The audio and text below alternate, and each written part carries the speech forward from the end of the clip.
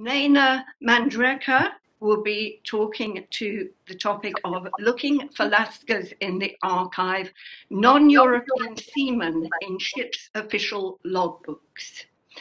Naina Manjrekar is assistant professor in the Humanities and Social Sciences department at the Indian Institute of Technology-Mumbai.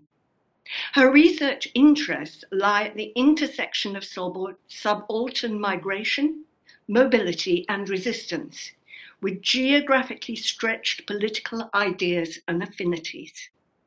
She completed her PhD at the School of Oriental and African Studies in 2018 with a thesis entitled "To Shake Hands Across the Ocean, the Political Worlds of South Asian Seafarers circa 1918 to 1946, which she is currently working on converting into her first monograph. Following her PhD, she was Caird Fellow at the National Maritime Museum in Greenwich, and then Assistant Professor of History at Krea University in India from 1919 to 21.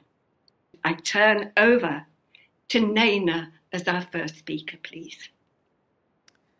Thank you so much, Professor Valerie Burton. I'll just start sharing screen.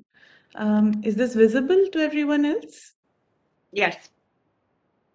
Okay, well, thank you again, Professor Burton and the Maritime History Archive for inviting me to be part of this roundtable, particularly with Professor Ravi Ahuja and Laura Tabili, without whose work mine would have not been possible to even begin, as well as some of the others who are in the audience today whose work I've also drawn on. And I also want to begin by wishing all the participants on the occasion of International Women's Day today. To get started, today I'll speak about the question of recovering the existence of non-European seamen at sea and on board ship, with a particular focus on the relation of Indian Lascars seamen to shipboard authority. Let me just move on to the next slide. The task of recovering a historical picture of shipboard life is rendered difficult by the fact that, given its distance from shore-based authority, the ship left a very faint archival wake. The fact that it more or less disappeared from the archive between its port of departure and arrival has led historians working on shipboard passages to call ships empty archival spaces and also archival black boxes. Consequently, much scholarship of shipboard life has relied on sources produced ashore largely by police and court records. While these records tell us about instances of insubordination at sea, which masters of ships pursued through the courts ashore, such instances were exceptional rather than representative of the quotidian relations of power and authority at sea. Moreover, accounts of seamen's resistance drawn from land-based sources tend to give a one-sided picture, privileging shore-based resistance. Gopal and Balachandran, for instance, who's worked extensively on the history of Lascar employment and resistance, views resistance at sea as near impossible. He argues that, I quote, "the power and authority of the ship's master was all but absolute, which meant that Indian seamen rarely defied the master of their vessel at sea. Instead," he argues, "they preferred to bide their time and await the greater space and opportunity for maneuver than the dispersal of power at a home port where the master's other powers fell away and he reverted to being a mere manager among many." Besides according the law and the master a power which rendered any agency at sea futile, this view does not explain why Lascars should choose to take on a greater number of state powers on land.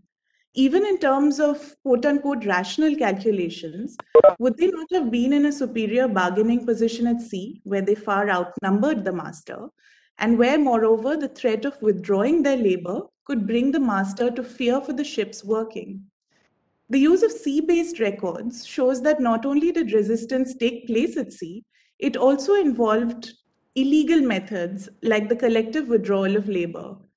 Moreover, while land-based sources of courts generated by the courts and police tend to favor an interpretation of Lascar resistance as based on citing the law and contract, and therefore construed as modern and litigious, a reading of sea-based sources on steamships yields a much messier image, which involves a range of different forms of resistance, which show greater continuity with forms of resistance and violent resistance on sailing ships.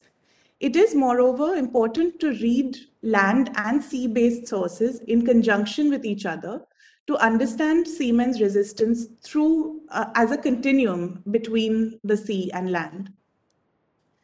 And this wider question about the forms of resistance and the putative modernity and legality of their forms of resistance assured through courts raises other questions. Was the transition from sail to steam marked by a progressive decline in violent resistance and a concomitant increase in litigiousness? Did greater controls in the age of steam channel all of Lascar's resistance into the courtroom? While land-based sources focus on the cases of overt resistance, which resulted in court cases, sources at sea reveal a spectrum of resistance, from everyday forms of covert resistance to explicit defiance. The larger historiographical importance of everyday resistance is underpinned by the understanding that the history of subaltern protest was not limited to large public forms such as revolutions, insurrections, and strikes. The traditional focus on these forms, revisionist historians have pointed out, presented a picture in which, I quote, relations of power enjoy a rather uncomplicated and unchallenged life until moments of societal upheaval, and that in normal times, the cultural practices and identities of the dominated remain firmly grounded in a terrain mapped by the dominant, unquote. Instead, these revisionist historians have shifted focus to the more enduring, everyday forms of resistance, which they argue are constantly present in the behaviors, traditions, and consciousness of the subordinate.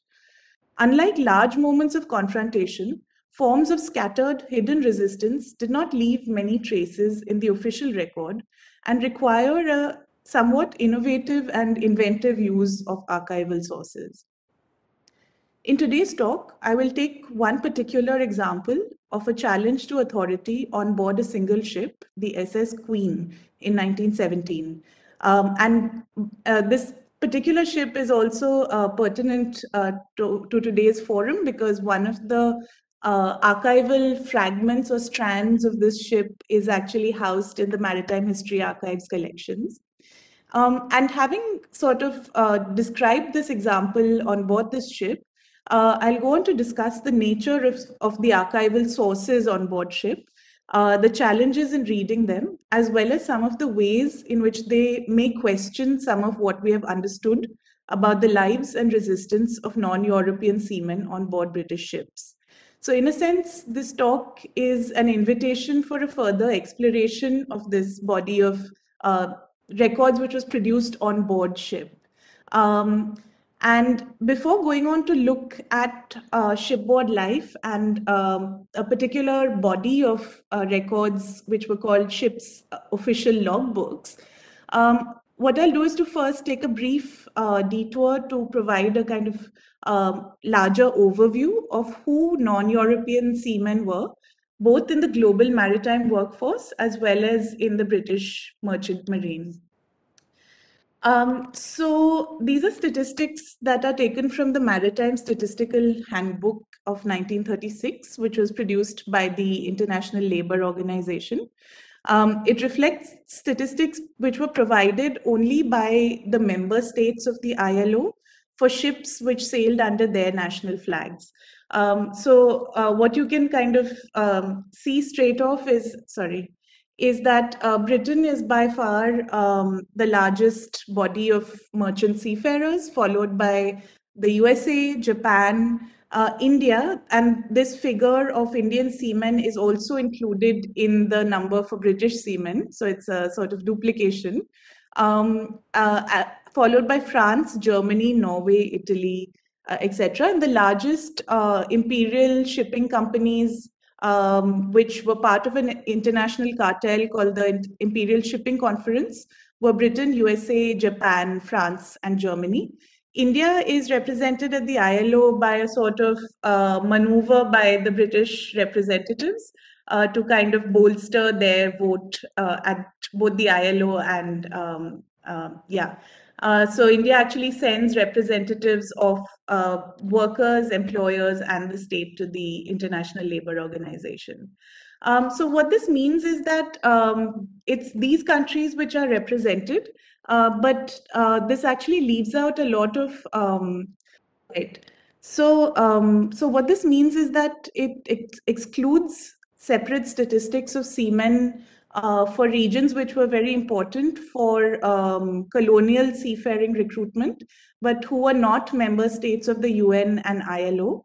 And these included regions along the littoral of Africa, so from the regions of Somaliland, Egypt, Tunisia, Sierra Leone, Nigeria, and French Africa, as well as regions in Asia, such as Ceylon, the Dutch East Indies / Indonesia, and the Philippines, as well as parts of Latin America and the Caribbean, such as Trinidad and Tobago, Barbados, and Brazil. So all of these are not listed separately in these statistics. All we have in this particular source are footnotes to some of the national statistics, which tell us, often rather cursorily, what proportion of these aggregate figures were either, they're often listed as either foreign or as colored seamen. So for instance, in Britain, so in the kind of right-hand side box, the British statistics include these 59,000 Lascars. This is actually taken from something called the annual census of seamen, in which a census is conducted of all the ships which happen to be docked in British ports on a particular day in June of the year. So this was conducted every year. So it's not a completely accurate figure. It's a sample on a particular day, which is taken to be representative of the average composition of the maritime workforce. So that's for Britain. France, the statistics say that it includes 1,617 seamen, but gives no further details as to whether these were, for instance, from French West Africa. The Netherlands gives a footnote which sort of clarifies that these figures don't include 205 ships with Netherlands, Indian, Curacao, and Suriname certificates of nationality, and that no figures are available as to the crews of these ships. So that it gives you a sense of the regions from which the Dutch merchant seamen were drawn in the colonial world. But we do know from other sources that Javanese seamen, for instance, certainly did serve on Dutch ships, like the KLM line, which was the largest Dutch merchant shipping company. Germany, there's a footnote which... Excuse me. Can you please clarify what you mean by colored? Because that means different things in different parts of the world. Yeah. So in footnote 6, for example? Sorry? So in footnote 6 in your table, it says Canada, no definite data can be given regarding the colored seamen. Mm-hmm. So, so this it's actually the terminology which is used in the records in the 1920s and 30s. And I mean, Laura Tabili, who's going to speak, has actually worked on how this was defined, often in debates on who on nationality and who was considered a national and who was an alien. So this is actually a tricky term because, for instance, and I have a slide which I can show later, you have Black American seamen who sometimes are refused entry into British ports on the grounds that they are aliens. So it's a kind of tricky term, but it sort of means non-Caucasian, and yeah. So I don't know if that answers your question, and maybe, sorry? In the context of Canada or the United States, that term means black people. It's something than how the word colored is used in England or in South Africa. Right.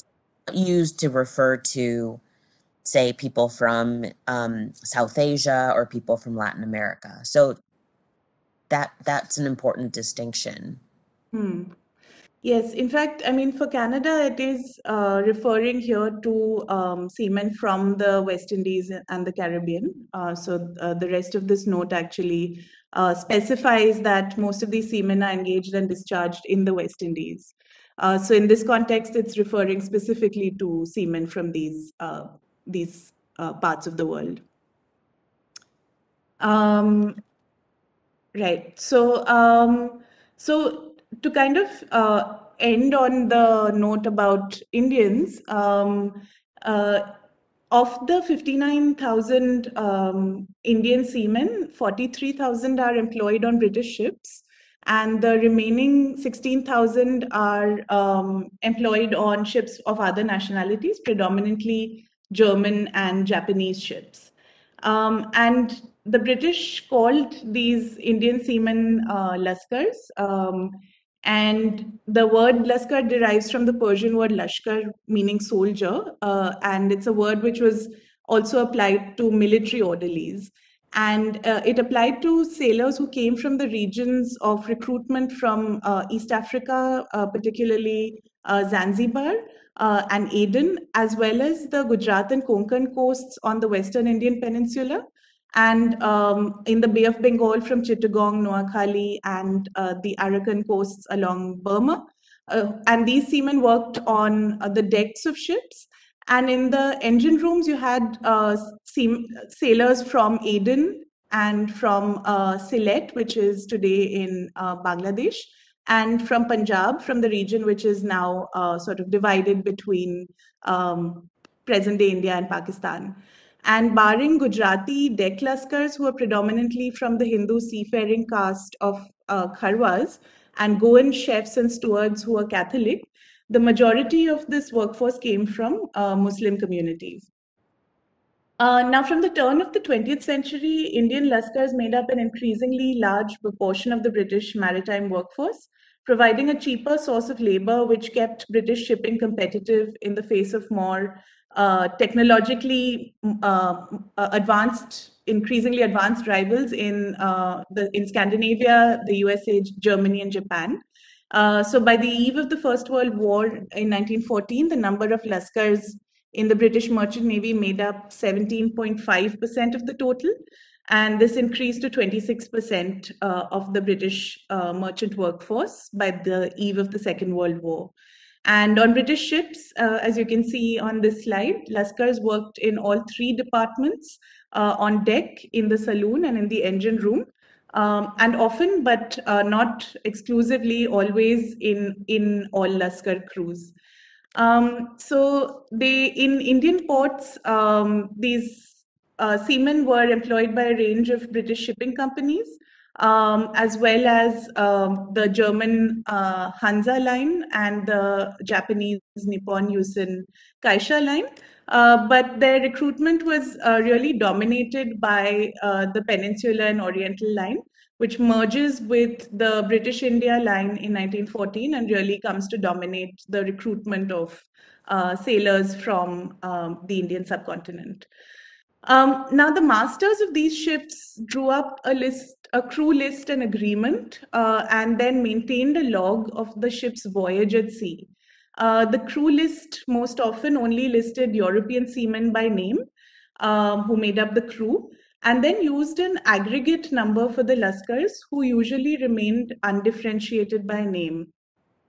So on the screen, you see the official logbook of the ship Baron Jedburgh in 1917.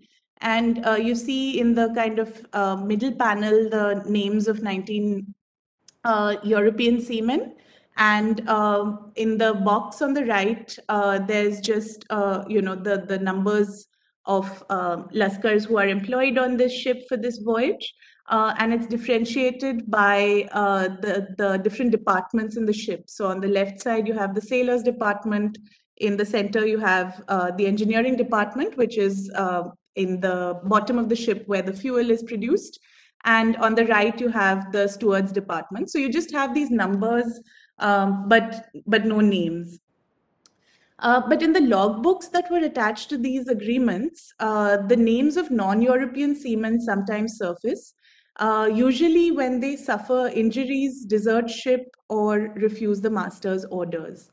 Now, logbooks were introduced by the Merchant Marine Act of 1850 and were maintained by British steamships' masters, recording ports of call, medical issues of illness or injury, and births and deaths among both passengers and crew, as well as disciplinary matters relating to misconduct, desertion, and punishment among crew. They tersely describe tense moments of major and minor infractions of discipline, including verbal exchanges and physical violence. Logbooks have barely begun to be mined for the wealth of information about shipboard life. Part of the problem tends to be that the logbooks which have been preserved are frustratingly fragmentary and geographically dispersed. Many logbooks after 1874 were destroyed, and mainly those which contain records of birth, marriage, or death are preserved.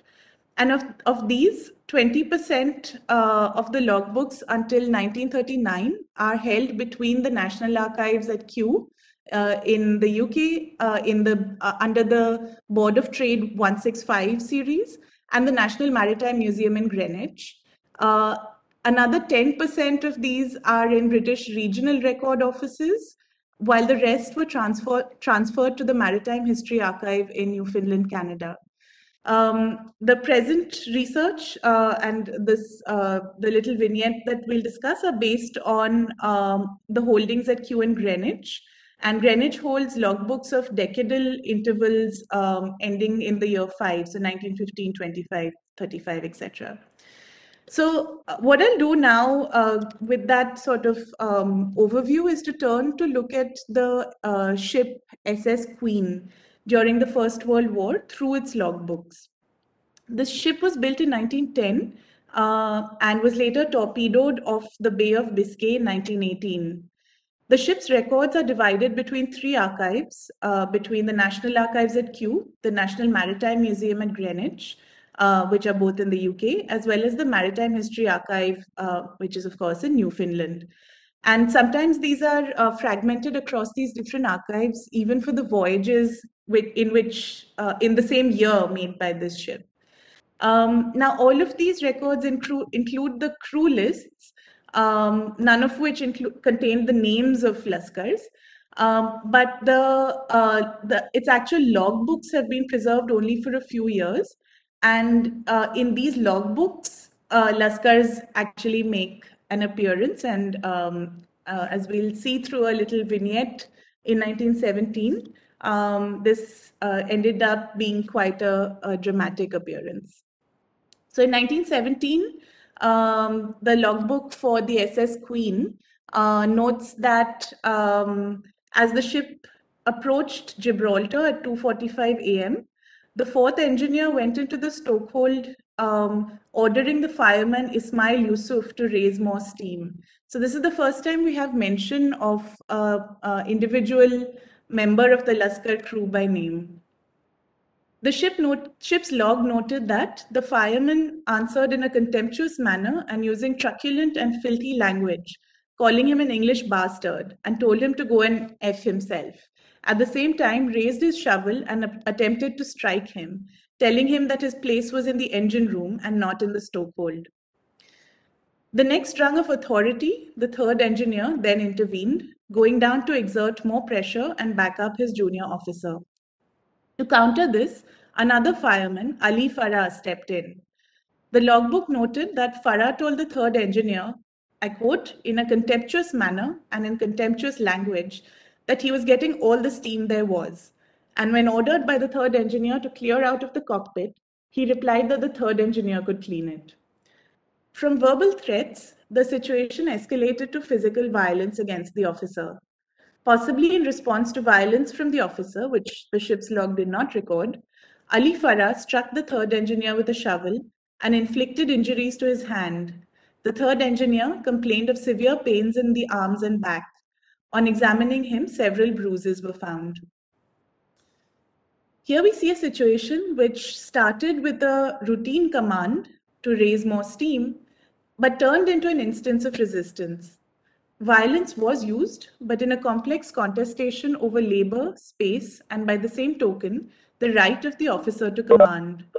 This vignette from the engine room of the SS Queen must also be placed against the larger background of the war, when Lascars were becoming increasingly conscious of their indispensability to the war effort, witness to growing expressions of war weariness in ports around the world, and themselves exposed to the constant danger of being torpedoed at sea. This instance of insubordination was never pursued through the courts, and as such remains invisible in land-based records. Neither can the SS Queen be seen in isolation.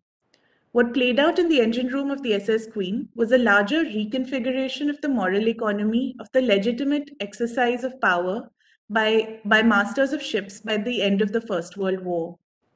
These illegal and occasionally violent forms of everyday resistance until the end of the First World War gathered pace by the end of the war, with Lascars of multiple ships withdrawing their labor and walking off their ships simultaneously, demanding 50 to 100% wage rises to compensate for wartime inflation. By January 1919, there were 10,000 Lascars of the British India Steam Navigation Company on strike. The strike wave resulted in the formation of seamen's trade unions, considered a watershed that inaugurated the age of labor in mass politics and state policy in colonial India. The formation of seamen's unions, then, must be seen as the result of the longer traditions of Lascar everyday resistance on board ship. Once unions were formed, moreover, the forms of contestation did not alter fundamentally.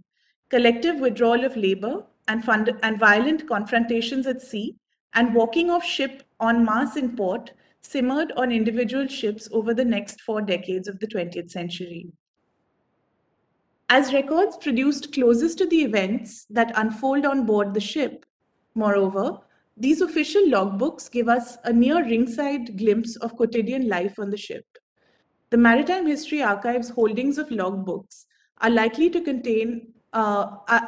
be a promising place to recover a history of seamen's life on ship and of labor histories of shipboard activity akin to those of shop floor histories of factory resistance. While giving us instances of shipboard life and contestation like these, I'd like to conclude on a cautionary note. Note on ships' logbooks, on the limitations of ships' logbooks for the historian.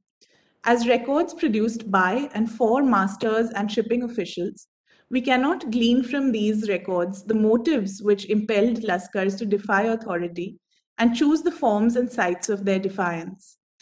While passengers, officers, and occasionally officers' wives often kept diaries of their voyages, there are very few first-hand accounts by Lascars themselves. A precious exception to this is the memoir of Dada Amir Haider Khan, who worked as a Lascar in the First World War. As Ravi Ahuja points out, this memoir has the advantage of recording the, I quote, quotidian world of maritime labor as sequentially experienced and interpreted. Unlike official sources, which record instances of insubordination as isolated, decontextualized, apparently random incidents. So I'll end with this, and I'd like to thank everyone for listening, and I look forward to the discussion that'll follow. Thank you very much.